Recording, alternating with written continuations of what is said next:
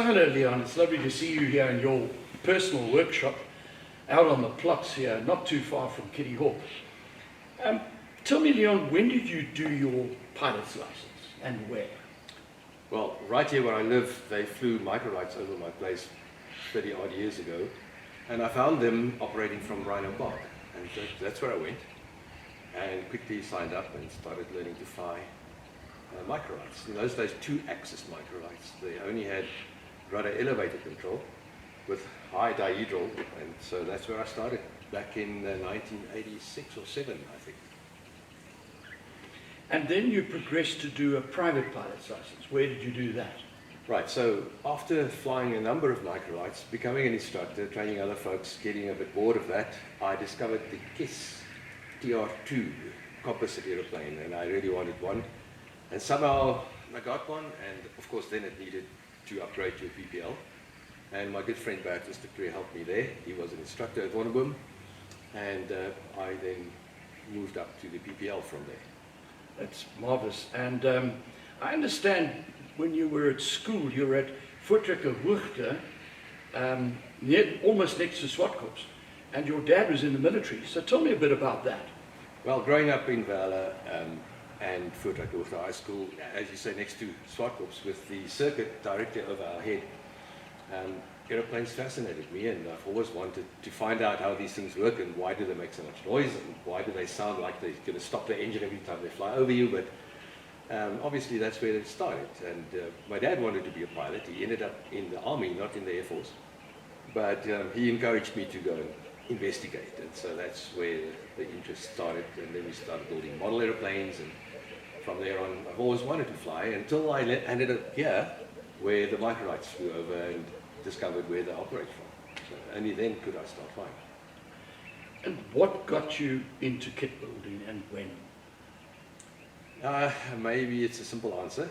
The thing that keeps an aeroplane in the air is money, which I didn't have a lot of, still don't have. So the only way was to do it yourself and build it.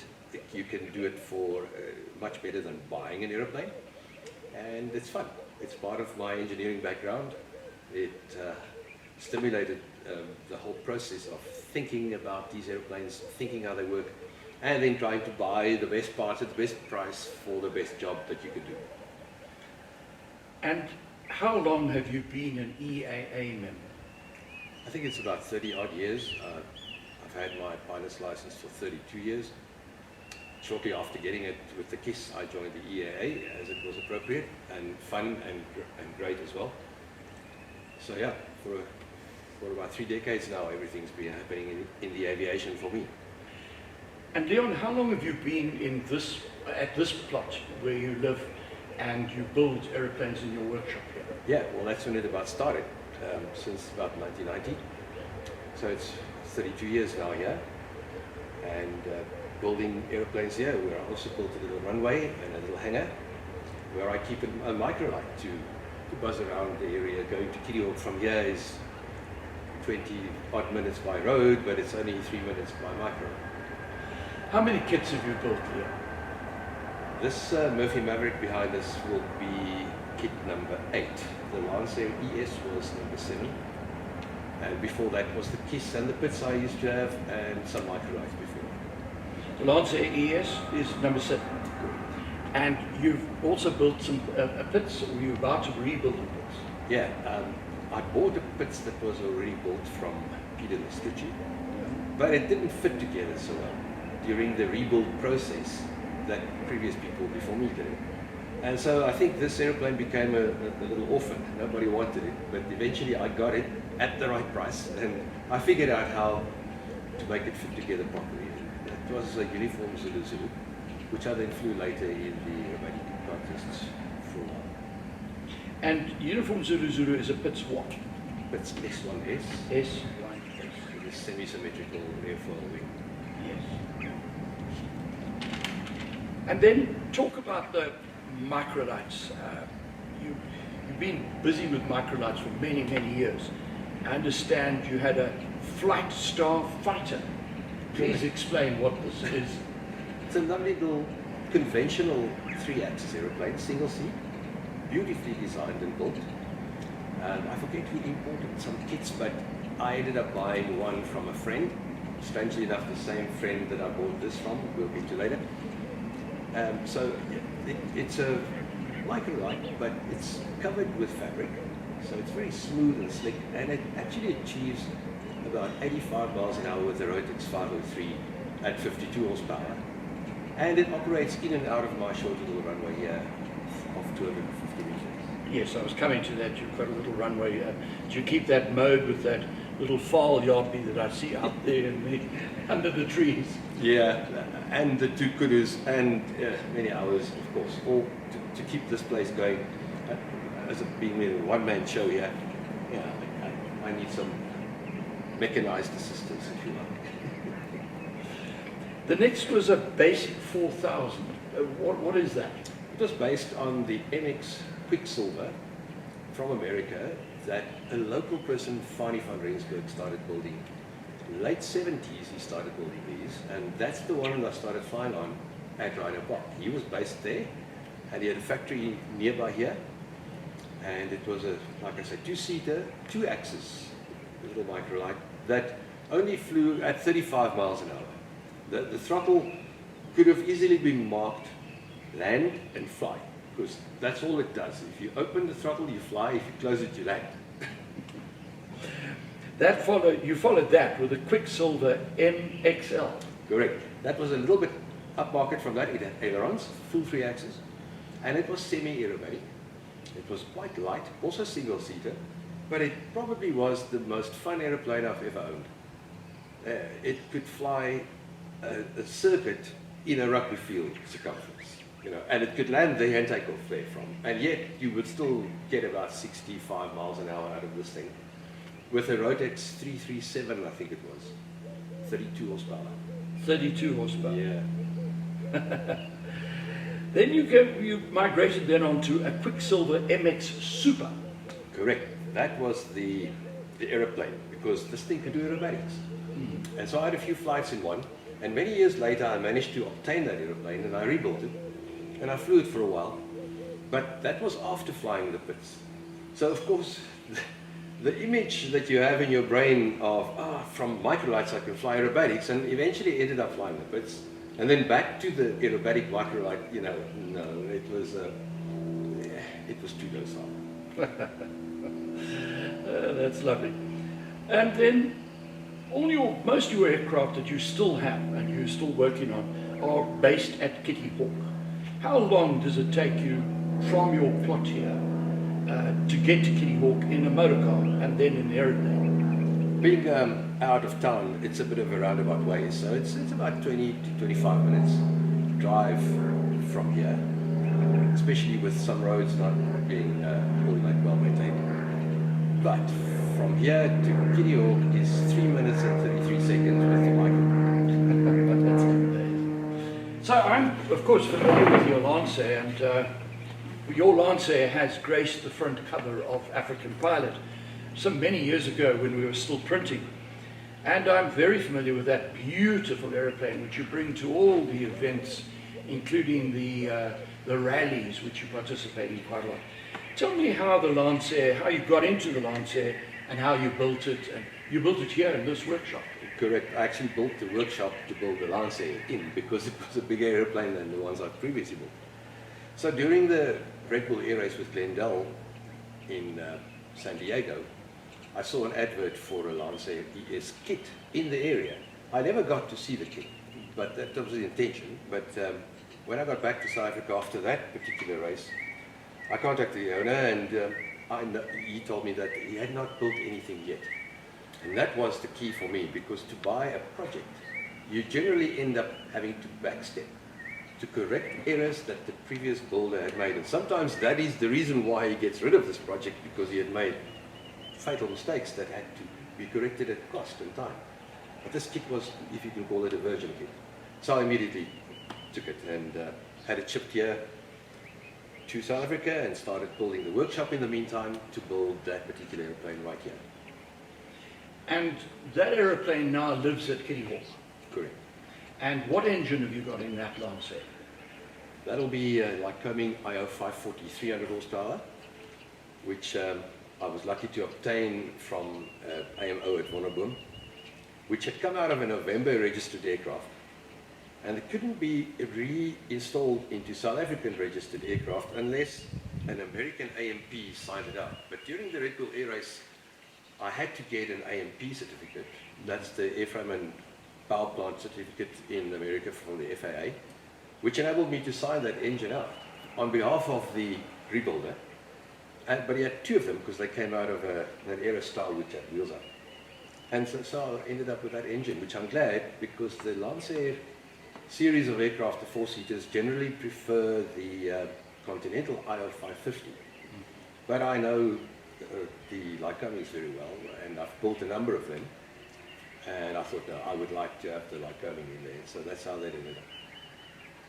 And how many years have you had the Lancer in the air now?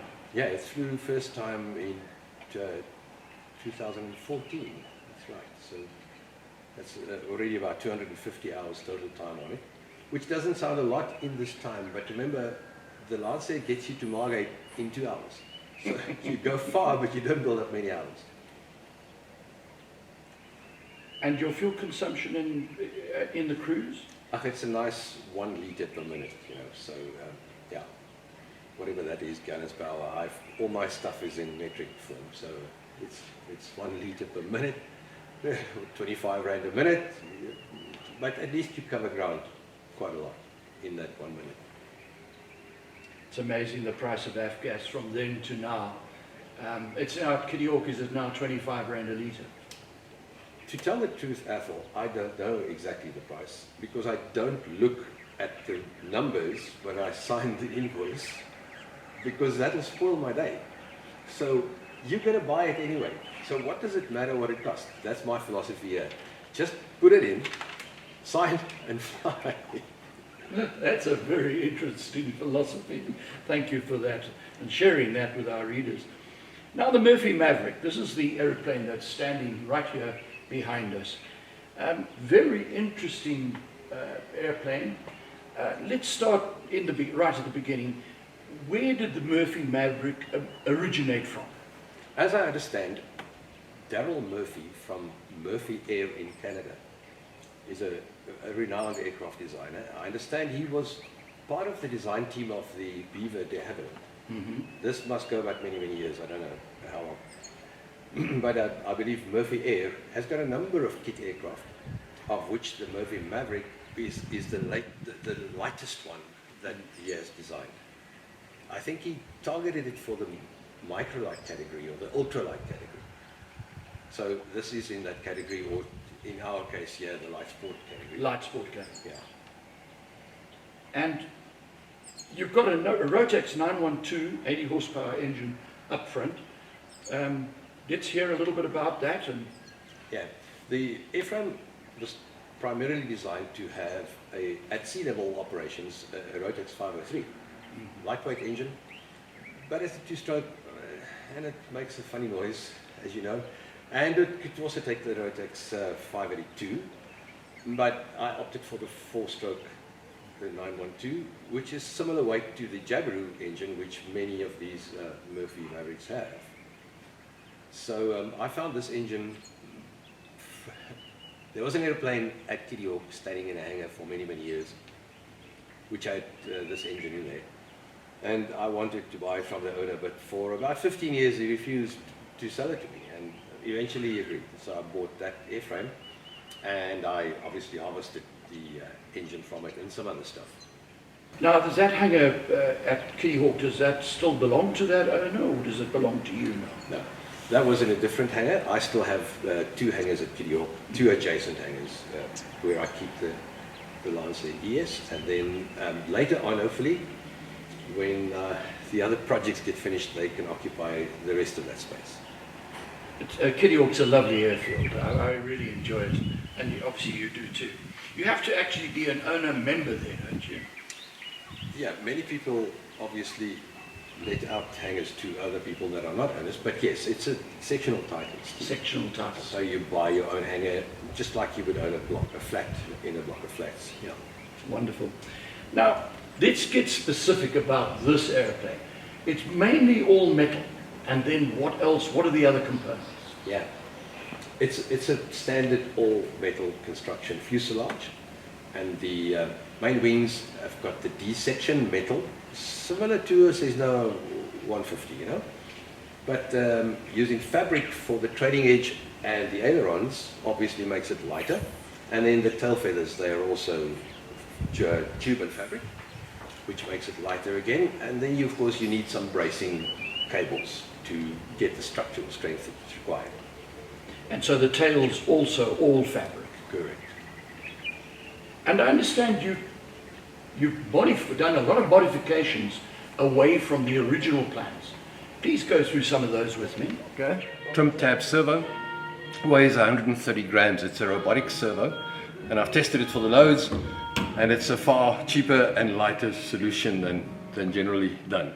Well, having built mostly composite airplanes where you can really shape and make it smooth and shiny, now getting into this airplane, which I kind of inherited from a friend who immigrated and couldn't build it. He bought a kit, he hardly started, and then he left, and long story short, I ended up with it, not really knowing what am I going to do with it. May I sell it again or whatever? But when I looked at the design, I thought, this is really, really clever. All the clever design stuff that old man Darryl Murphy had built in here was interesting, and so I thought, let me give it a go. And with the help of a very good friend, Douglas Smallman, who did a lot of the pop riveting for me, because I'm a composite guy. But at the end, I thought, this little boxy looking thing can look a little bit more aeroplane-ish if you put some composite parts on it that shapes stuff a little bit.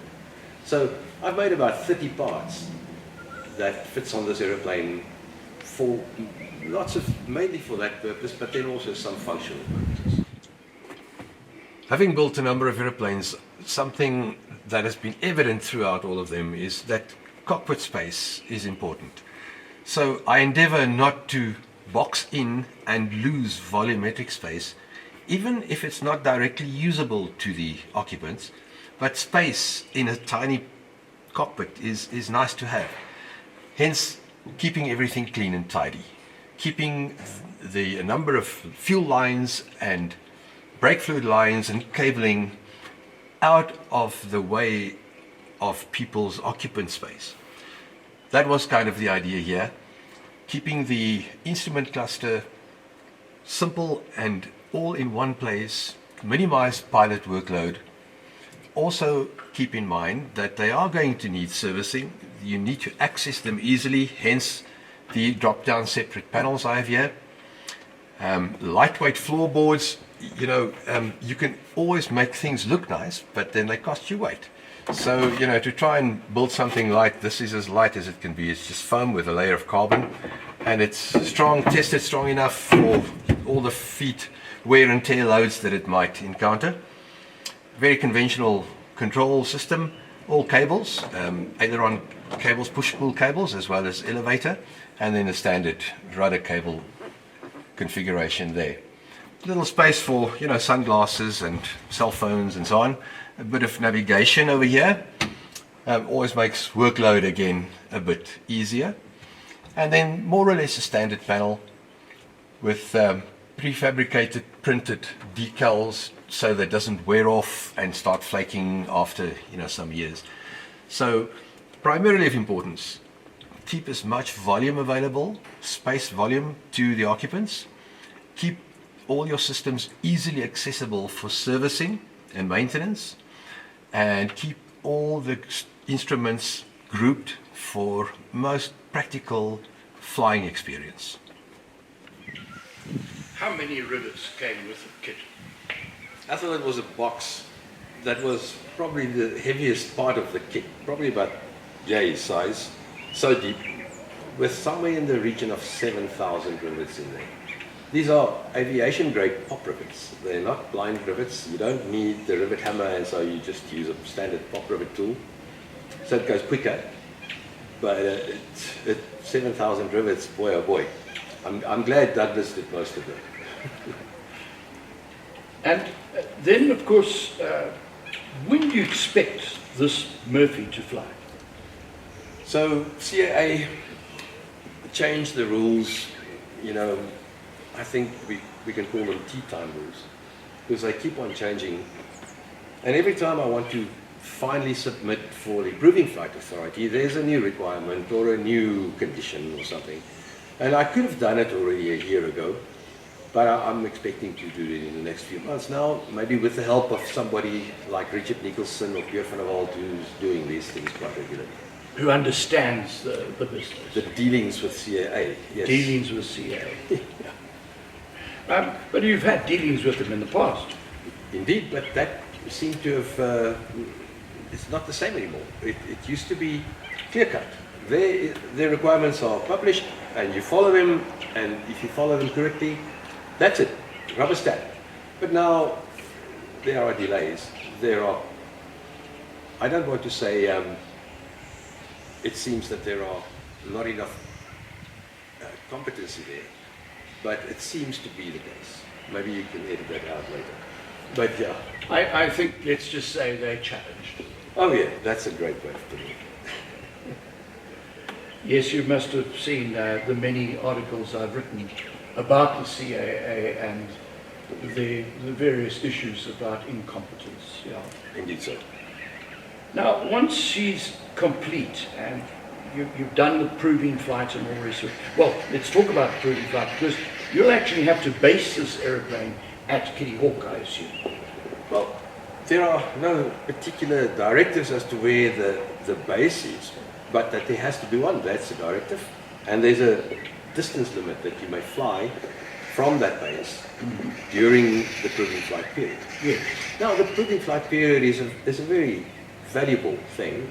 You've just built this airplane, and you need to specify, you know, the max of all up weights, the stall speeds, and so on, and you don't know exactly what they are in order to put that on your final certification. So the proving flight period, which can be either 20, 25 or 40 hours, depending on what kind of engine and depending on the weather at CAA on that particular day.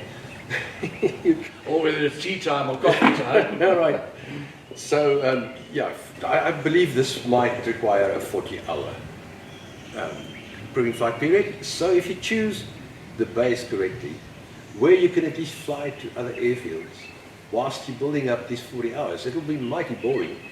If you have to take off and fly all around the same airfield and land at the same airfield for 40 hours long. So choose the base from where you're going to operate during your proving flight period carefully, such that you may go to other places. There are other restrictions. You may not carry passengers, you know, and so on, which is fine. Often you must do, because essential crew, if somebody sits there with a clipboard and he has to take notes, Yes. and then you get a qualified person to be A test pilot. essential crew, and then you may fly. In this case, only max, obviously 2 people. It's a 2-seater. Okay. And so you're likely to base it at Kitty Hawk? Yes, I think it's practical for me there. You've got a hangar there, your other toys are there, so that's the best place to keep it. It's probably going to be based there for the proving flight period. Yes. And then, after some testing and some verification of the very low stall speed, which is around 28 miles an hour published. I'm going to come to the statistics now. Okay, yes. cool. So then I intend to keeping it here on the plot, in my hangar here, with the 250-meter runway, which, as I say, after verification, it's probably going to operate just fine from here. Now, the statistics on this aeroplane, the stats, basically all up weight.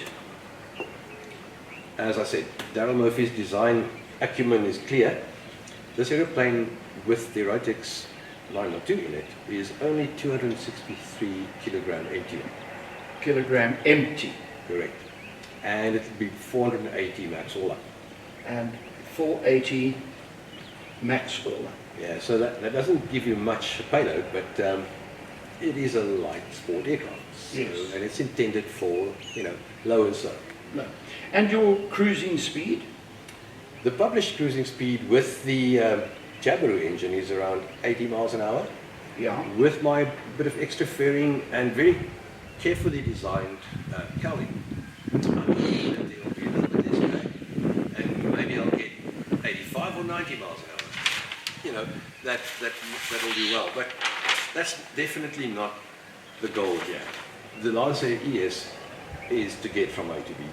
The Maverick will be around the catch and to This is a puddle jump. to the precisely to the breakfast at Brits, or you know, something near it, say for Innigen or Middelburg, or so. Yeah. You're not intending to fly very long distances. No, definitely not. And with the given, what is the fuel capacity in the tanks? Oh yeah, well, as it is, the fuel tanks could either have been in the fuselage as a small header tank, but that restricts fuselage space, you know, cabin space, and I elected to build them in the wings.